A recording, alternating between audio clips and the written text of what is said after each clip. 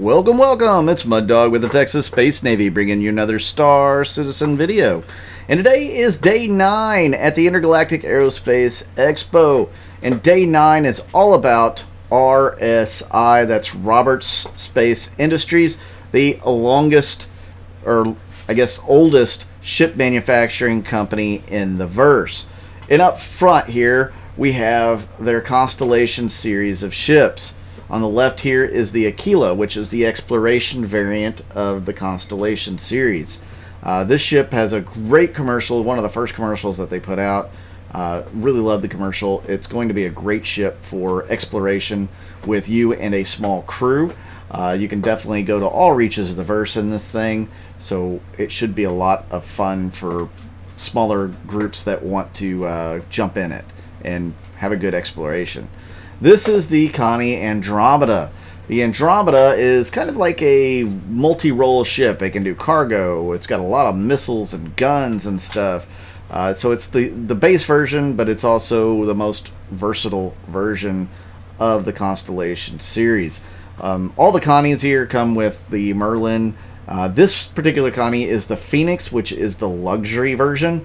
You'll be able to fly VIPs all around the verse. It comes with an Achilles snubcraft. So you do get 2 ships included in the price of 1 with these Connies.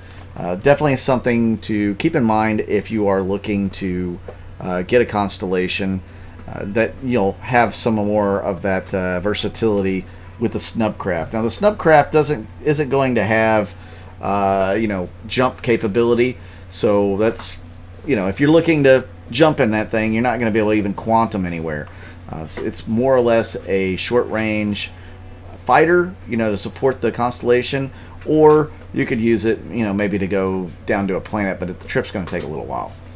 So in this building here, this extra wing, this hangar, whatever you want to call it here at the Expo Center, we have the list of Auroras. And there are 5 different Auroras. This is probably the most bought ship in the verse.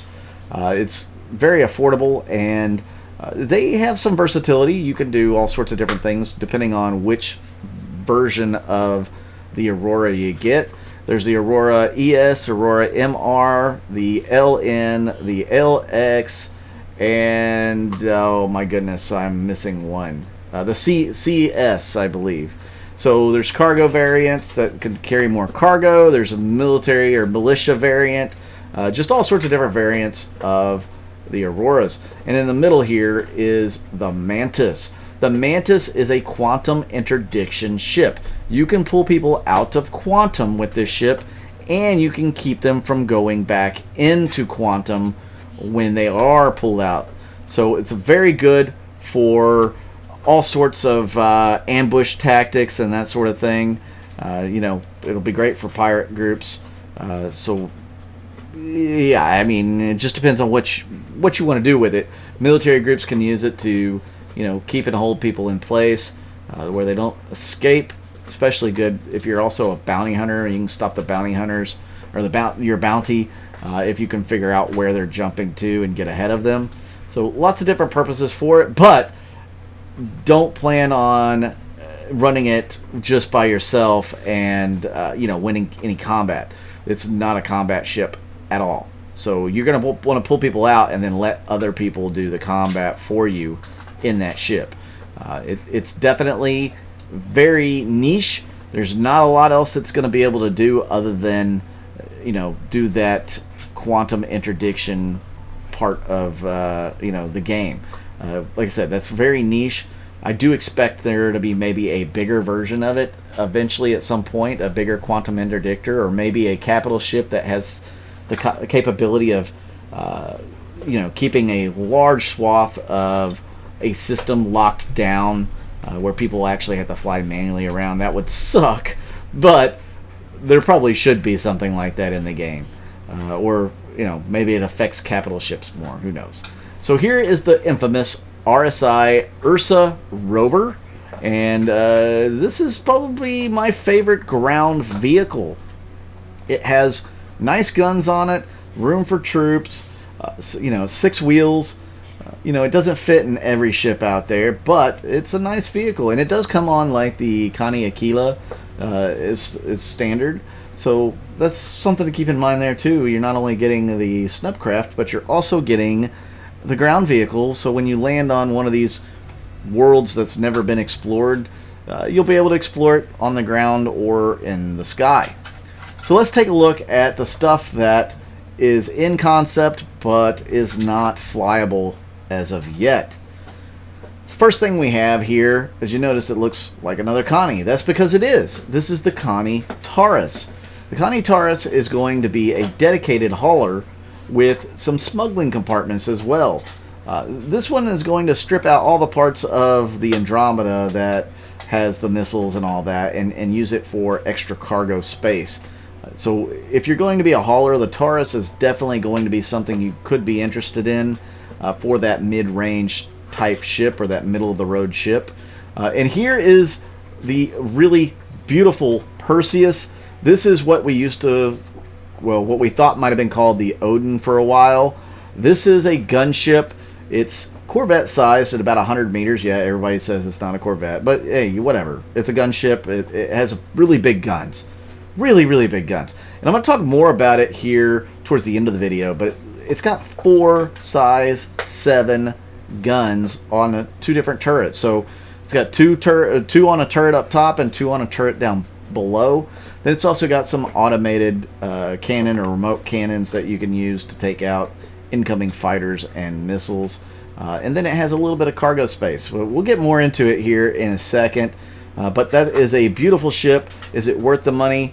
That's going to be something for you to decide. And the Polaris. This is RSI's, Corvette, crowning jewel other than the Bengal Carrier. The Polaris is a torpedo boat that is really nasty because it carries something like, I don't know, like 40 size 10 torpedoes. It's really nasty. It's got a hangar bay for one fighter, usually a light fighter because it's not a huge hangar bay. But it's a ship that's like 150 meters, 155 meters long, and it's got another ship that you can launch from it inside of a hangar. Really cool. But again, this one is pretty much just a torpedo boat. It's going to have to use hit and run tactics. It does not have the big guns that the Perseus has to defend itself. It's just got the torpedoes and the little fighter ship next to it. So let's talk a little bit more about the Perseus. If you go on the website right now, the Perseus has some really cool animations here for it. You get a really good look at how they've concepted this ship.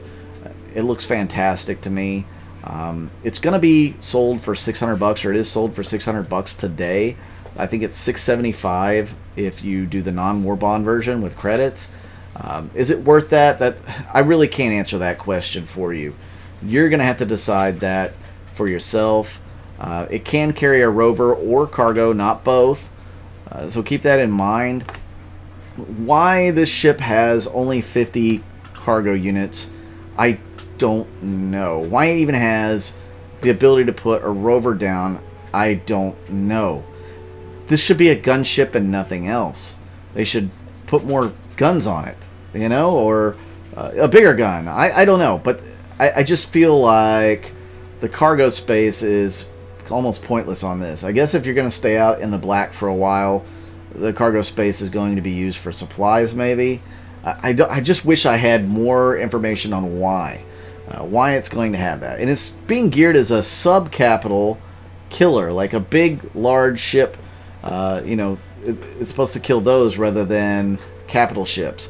But they did say on the Ares that the size 7s would hurt capital ships. So I think this thing is more than capable of hurting a capital ship with those size 7s. It also has size 5 torpedoes, which should do some damage to capital ships as well. A lot of people are dismissing the size 5s. They're torpedoes, guys. Torpedoes are going to do damage to big ships. No ifs, ands, or buts. It doesn't matter if it's a size 5 or a size 9 or a 10 or whatever, or 12 like the Javelin has.